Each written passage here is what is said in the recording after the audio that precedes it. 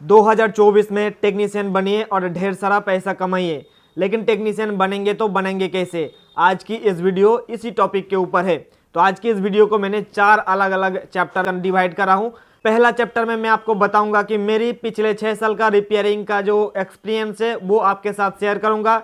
दूसरी चैप्टर के अंदर मैं आपको ये बताऊंगा कि आज की डेट पर रिपेयरिंग का बिजनेस खोलना कितना सही रहेगा। तीसरी पॉइंट पे या तीसरी चैप्टर के अंदर मैं आपको ये बताऊंगा कि आज के जमाने में मार्केट में जो एआई यानी कि आर्टिफिशियल इंटेलिजेंस आ चुका है, तो इसके आने के कारण हमारे रिपेयरिंग का बिजनेस के ऊपर कितना इफेक्ट पड़ेगा। और लास्ट में चौथा चैप्टर में मैं आपको बताऊंगा कि अगर आप एक इलेक्ट्रॉनिक्स रिपेयरिंग का बिजनेस शुरू करोगे या आप बिजनेस खोलोगे तो उसके लिए आपका रोड मैप क्या होना चाहिए। तो अगर आपको इलेक्ट्रॉनिक्स में रुचि है, इलेक्ट्रॉनिक्स के ऊपर कुछ करना चाहते हो, तो ये वीडियो आखिर तक जरूर देखिएगा। तो इसी बात पे वीडियो को लाइक कर दीजिए और नया आए हो तो चैनल को सब्सक्राइब कर लीजिए। तो आप में से काफ़ी सारे लोगों को पता होगा कि मैं रिपेयरिंग का बिजनेस कितने सालों से कर रहा हूँ और उससे पहले मैं क्या कर रहा था। लेकिन जिन लोगों को नहीं पता है उनको मैं कहना चाहूँगा कि मैं लगभग अपने ये जो दुकान है, ये इलेक्ट्रॉनिक्स जो लैब है हमारा, इस लैब पे मैं 2019 से काम कर रहा हूँ, यानी कि जनवरी 2019 से इस जगह पर मैं काम कर रहा हूं। और उससे पहले मैं राजस्थान और दिल्ली में भी काम कर चुका हूं। लेकिन उससे पहले मैं पढ़ाई करा था, पॉलिटेक्निक किया था इलेक्ट्रॉनिक्स डिपार्टमेंट से। तो वो जो सारे हमने इकट्ठा करा था नॉलेज, उसी नॉलेज को मैं अपने रिपेयरिंग बिजनेस में इस्तेमाल करता हूं ताकि हमारा रिपेयरिंग बिजनेस और भी तेजी से ग्रो हो। तो देखिए 5 साल के दौरान या 6 साल जो भी बोलिए कि ये जो हमारा एक्सपीरियंस था रिपेयरिंग फील्ड में, ये दिन पे दिन बढ़ते ही जा रहा है। क्योंकि जब मैं पहली बार यहाँ पे आके रिपेयरिंग का बिजनेस शुरू किया था, उस समय सबसे बड़ी दिक्कत था कि हमारे यहाँ पे कस्टमर आएंगे कि नहीं। लेकिन जैसे दिन बीतते गया, कस्टमर को अच्छे अच्छे हम लोग सर्विस देता रहा, यानी कि जो हमारे पास कस्टमर टीवी रिपेयरिंग के लिए आते हैं, इतने अच्छे से टीवी रिपेयरिंग करके देता था। सिर्फ टीवी ही नहीं, हमारे पास होम थिएटर्स और भी घर में इस्तेमाल होने वाली कोई भी चीज़ अगर रिपेयरिंग होने के लिए आते थे, बहुत ही सफाई के साथ और कम पैसे में रिपेयरिंग करके देता था। उसके बाद जो कस्टमर हमारे यहाँ से रिपेयरिंग करके लेकर जाते थे, वही कस्टमर अपने आसपास पड़ोस के या अपने रिश्तेदारों के बताते कि हमने वहाँ से इस चीज़ को रिपेयर करके लेकर आया हूँ, इतने सस्ते में और कितने अच्छे से रिपेयरिंग करके दिया है, बहुत ही अच्छा चल रहा है। तो इस तरीके मैं अपना रिपेयरिंग का बिजनेस शुरू किया था। और जैसे ही 1 साल बीता, उसके बाद हमारे दुकान पर बहुत सारे कस्टमर हो गया था। उसके बाद मैंने अपने दुकान का जो एडवर्टाइजमेंट है ना, वो मैंने बंद कर दिया था। क्यों बंद कर दिया था? क्योंकि हमारे पास उतना ज़्यादा टाइम नहीं था इस लैब के अंदर काम करने के लिए। क्योंकि मैं रिपेयरिंग के अलावा और भी बहुत सारे काम करता हूँ, जैसे कि प्रोजेक्ट बनाना और भी हमारा कुछ सीक्रेट काम है तो वो भी करता हूँ। लेकिन मेरा मेन फोकस है कि इलेक्ट्रॉनिक्स के अंदर रहना है, यानी कि इलेक्ट्रॉनिक्स मेरे लिए एक ऐसा चीज़ है, अगर हमें दिन के 2400 घंटा अगर काम करने के लिए बोले इलेक्ट्रॉनिक्स फील्ड में, तो मैं आराम से कर दूंगा। ना ही पानी पीऊंगा, ना ही खाना खाऊंगा। यानी कि इस तरीके से मेरे दिमाग में बैठ गया था कि इलेक्ट्रॉनिक्स को लेकर इतना मैं डेडिकेटेड था और मुझे अच्छा लगता है, जैसे कि पैर में गिर जाता है ना, इस तरीके मेरा हो गया था। उसके बाद जैसे जैसे दिन बढ़ते गया, हमारा रिपेयरिंग बिजनेस और भी तेजी के साथ ग्रो होने लगा और मेरे दुकान पर स्टाफ रख लिया हूँ। तो इस तरीके से चलते रहा। और आप लोगों को पता होगा, अगर नहीं पता है तो मेरे पिछले 5 साल का जो वीडियोस मैंने आप लोगों के लिए बना के रखा हूं, वो भी फ्री में। जो चीज मैं पर्सनली मतलब डिफाइन करके या आप आइडेंटिफाई करके बोल सकते हो कि मैंने ढूंढा हूं, छोटे छोटे पॉइंट को मैंने आइडेंटिफाई किया ना, वो सारे के सारे आप लोगों के साथ में शेयर करता हूँ इस चैनल के जरिए। और जैसे आज की डेट पर अगर बोला जाए कि रिपेयरिंग बिजनेस से मैं कितना अर्निंग कर लेता हूं, तो मैं आपको बताना चाहूंगा कि सिर्फ रिपेयरिंग बिजनेस यानी कि एलसीडी एलईडी टीवी होता है ना, तो आप 20, 25, 30 हज़ार के आसपास कह सकते हो। लेकिन इसके अलावा भी हमारा और भी काम है, तो उसके लिए अलग अलग अर्निंग सोर्स मैंने बना के रखा हूं। तो ये था दोस्तों हमारा पिछले 5 साल का रिपेयरिंग का बिजनेस का शुरू करते हुए और अभी के सिचुएशन में जो भी हमारे पास आ रहे हैं ना, इसके ऊपर थोड़ा सा ओवरव्यू मैंने दे दिया हूँ। और इसके ऊपर अगर आप विस्तार से और भी जानना चाहते हो तो नीचे कमेंट करके बताइएगा। मैं अपने सेकंड चैनल पर इसके ऊपर और भी डिटेल में एक एक चीज़ मैं आपको बता दूंगा। तो ये था हमारा पहला ऐसा पॉइंट जो कि मैंने आप लोगों को इस चैप्टर के अंदर बताया हूं। अब हमारा दूसरा चैप्टर क्या था? दूसरा चैप्टर ये था कि आज के डेट पर रिपेयरिंग का बिजनेस शुरू करना सही रहेगा या नहीं। देखिए दोस्तों, मैंने जब आज से 5 साल पहले रिपेयरिंग का खुद का बिजनेस शुरू किया था, लेकिन उससे पहले मैं दूसरी जगह पे काम करता था, जो कि मैंने आप लोगों को बता ही दिया हूं। लेकिन अगर आप आज के डेट पर खुद का पर्सनल रिपेयरिंग का बिजनेस शुरू करना चाहते हो, तो बिजनेस शुरू करना और रिपेयरिंग शुरू करना, इसके अंदर फर्क है दोस्तों। रिपेयरिंग बिजनेस शुरू करने का मतलब यह है कि आपको एक अलग से सेटअप चाहिए, एक दुकान चाहिए, एक लोकेशन चाहिए। ये तो हो गया हमारा रिपेयरिंग बिजनेस शुरू करना। दूसरा होता है कि आप रिपेयरिंग सर्विस देना, यानी कि अगर आप घर पे बैठकर बहुत जगह जगह पे जाके होम सर्विस आप दोगे तो वो भी आप एक कह सकते हो कि रिपेयरिंग का काम बोल सकते हो। लेकिन बिजनेस तभी होगा जब आप एक सेटअप मेटअप लगा के आप दुकान पर रहोगे और कुछ अपने रिपेयरिंग के अलावा भी कुछ सामान आपके दुकान पर रहेंगे तो अच्छा रहेगा, नहीं तो आपका किराया विराया देने में आपका पैसा बर्बाद हो जाएगा। तो सबसे पहले तो ये कोशिश करिए कि आप जो बिजनेस शुरू करोगे, जिस टाइप का चीज भी आप रिपेयरिंग करना शुरू करना चाहते हो तो उसका डिमांड आपने आसपास से मार्केट में कितना है। जैसे कि मैं अगर अब बात करूं कि जब मैं LCD LED टीवी रिपेयरिंग का शॉप खोला था, यहाँ पे मेरा एक ही मोटिव था कि मैं CRT टीवी रिपेयर नहीं करूंगा, सिर्फ LCD LED टीवी रिपेयरिंग करूंगा।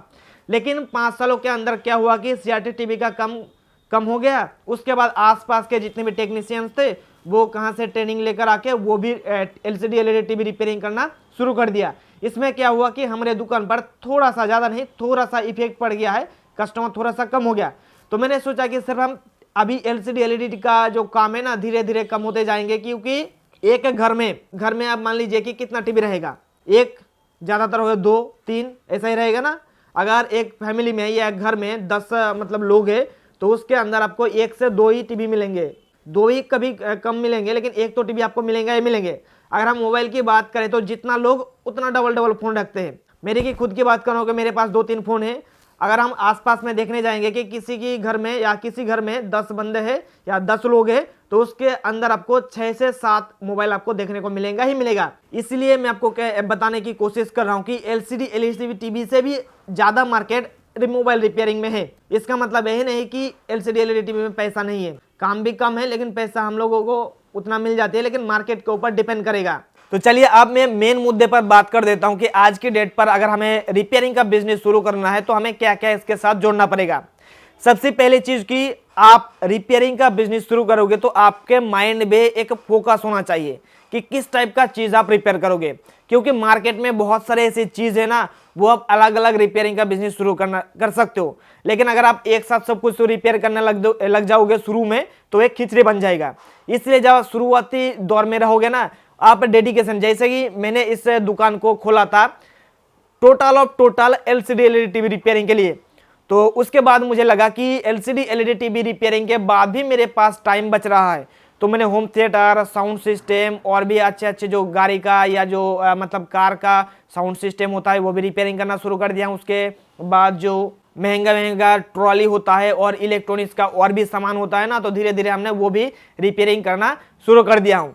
तो आपको भी ऐसा एक फोकस होना चाहिए कि हमें मेन चीज क्या मतलब रिपेयर करना है, और उसके बाद अगर आपको टाइम रहे तो आप दूसरा तीसरा चीज भी रिपेयर कर सकते हो। लेकिन अगर हम बात करें इलेक्ट्रॉनिक्स के अंदर से ही AC, फ्रिज, कूलर, गीजर ये भी सारे कुछ रिपेयर करना शुरू कर दूं तो इसके लिए आपके पास टीम होना चाहिए। आप अकेला ही ये सारे काम नहीं कर पाओगे।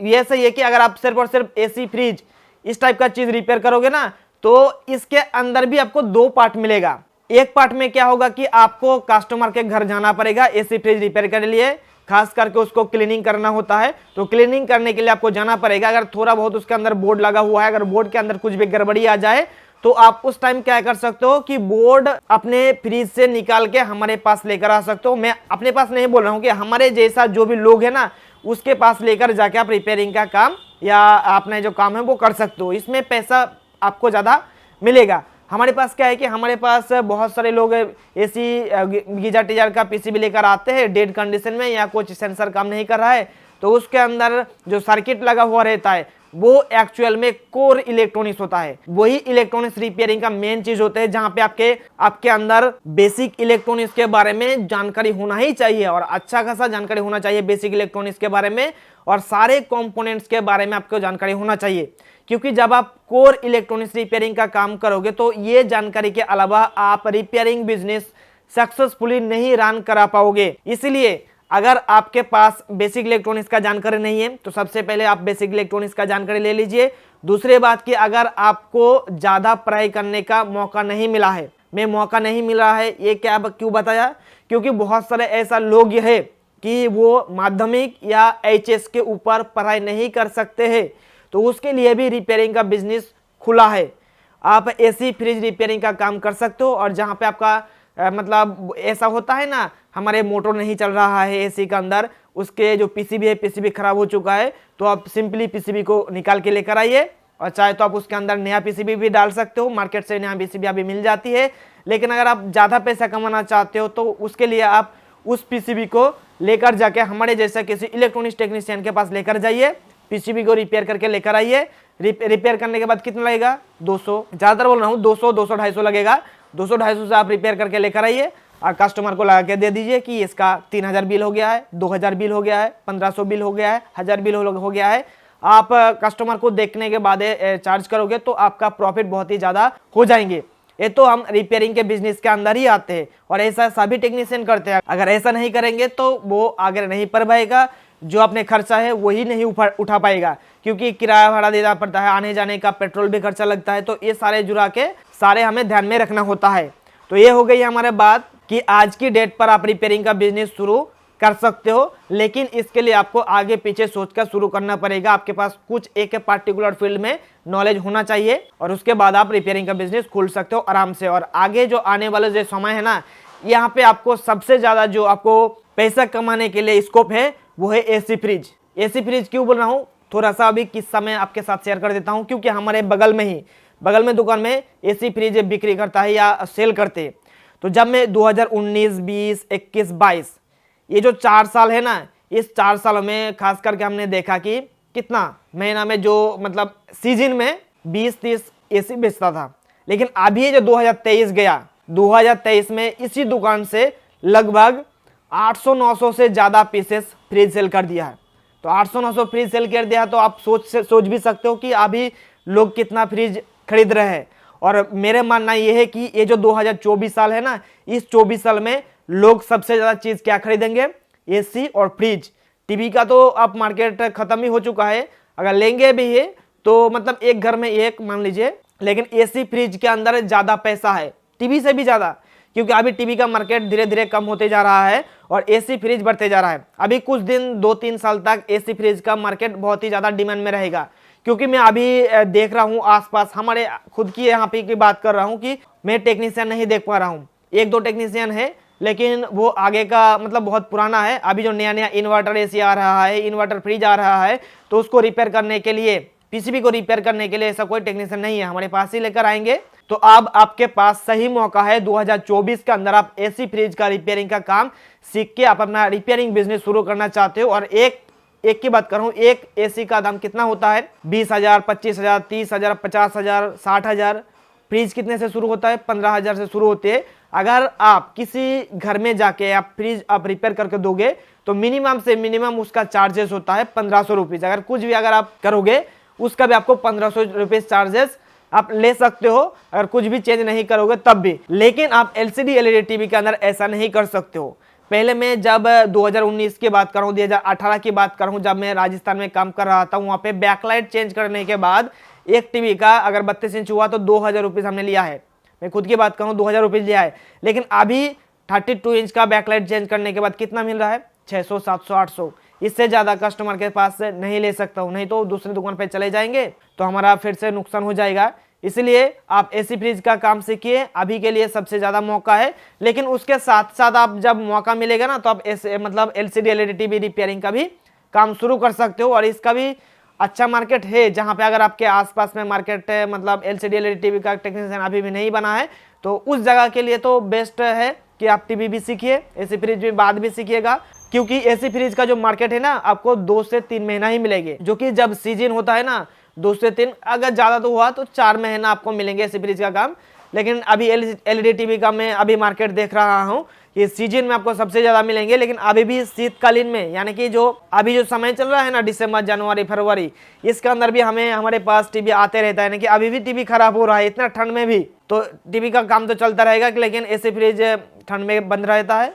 लेकिन जब भी ठंड से उजार के मतलब नया सीजन शुरू होगा, तो उसे क्लीनिंग करने के लिए एसी फ्रिज का बहुत सारे टेक्नीशियन की जरूरत होती है।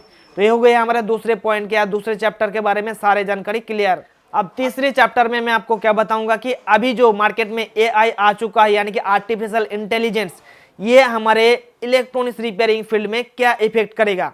देखिए, जब मैं 2019 में या 2001 साल बाद की अगर बात कर रहा हूं, 2022 में आर्टिफिशियल इंटेलिजेंस का इतना ज़्यादा इफेक्ट नहीं था, लेकिन अभी आर्टिफिशियल इंटेलिजेंस आ चुका है, मतलब हमें भी इस्तेमाल करना ही पड़ेगा ना चाहते हुए भी, नहीं तो आप बहुत ही ज़्यादा पीछे रह जाओगे।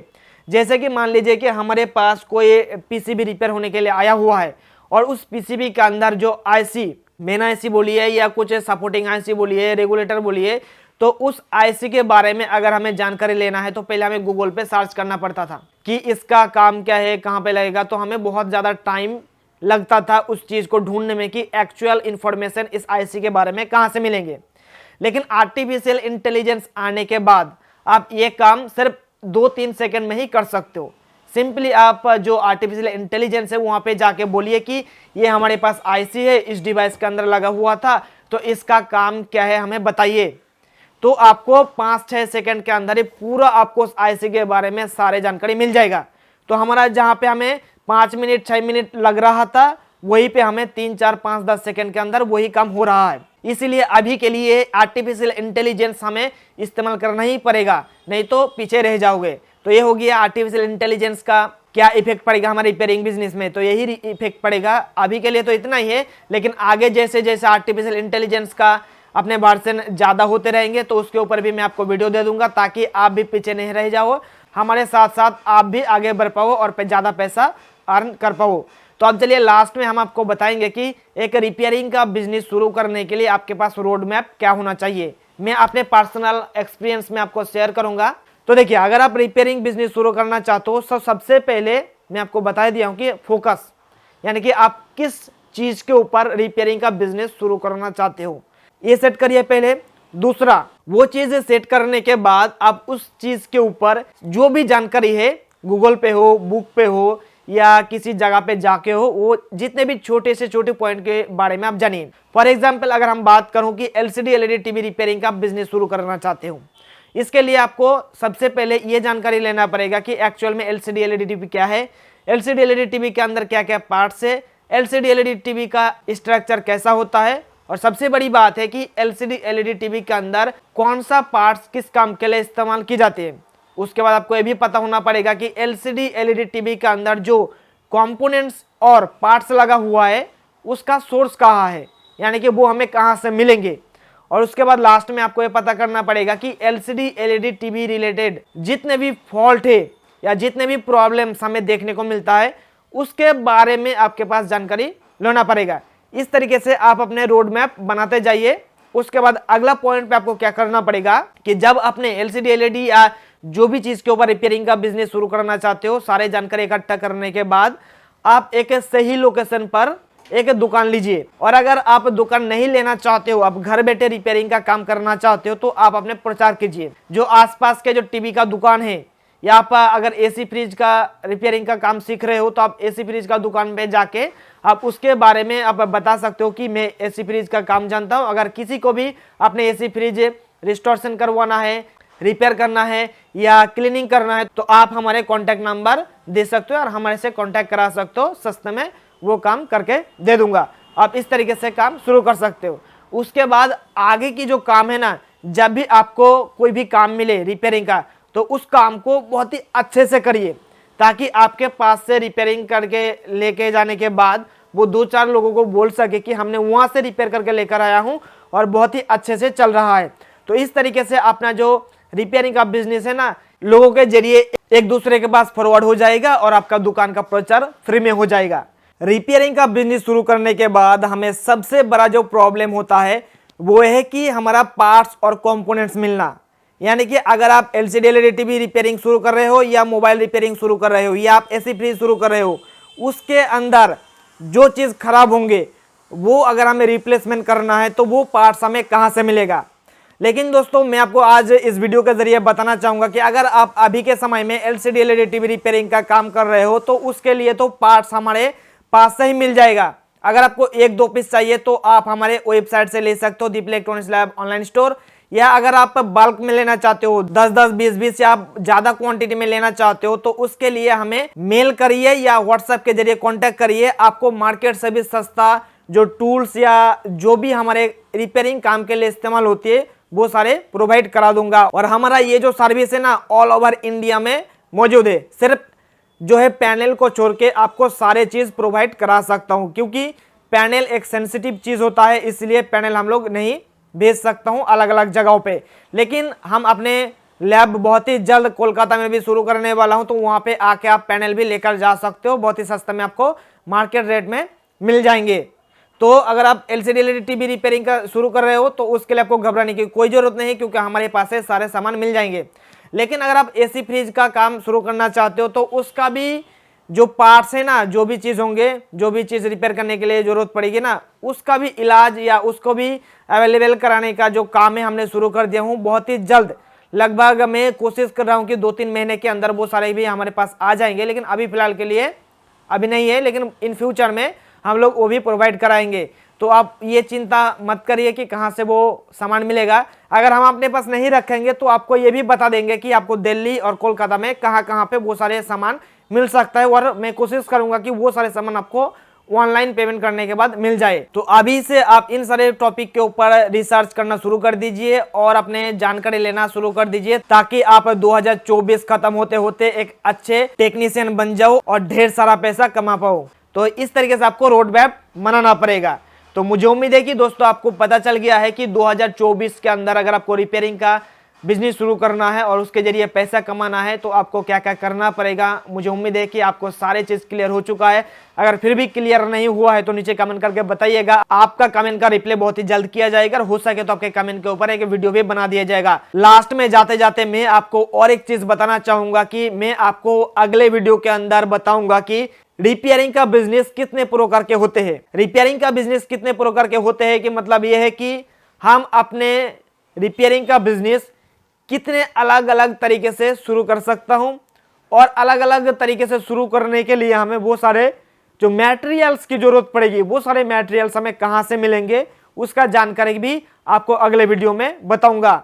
तो जिन लोगों ने भी इतने दूर तक इस वीडियो को देखा है तो आपने तो लाइक कर ही दिया है। अगर अभी तक ना लाइक नहीं किया इस वीडियो को लाइक कर दीजिए और इस वीडियो को शेयर कर दीजिए, ताकि बाकी लोगों को भी पता चले कि 2024 के अंदर रिपेयरिंग का बिजनेस शुरू करने के बाद कितना ज्यादा पैसा कमा सकते हैं और कैसे कमा सकते हैं। तो हम फिर मिलते हैं नेक्स्ट वीडियो में दोस्तों, तब तक के लिए wish you all the best.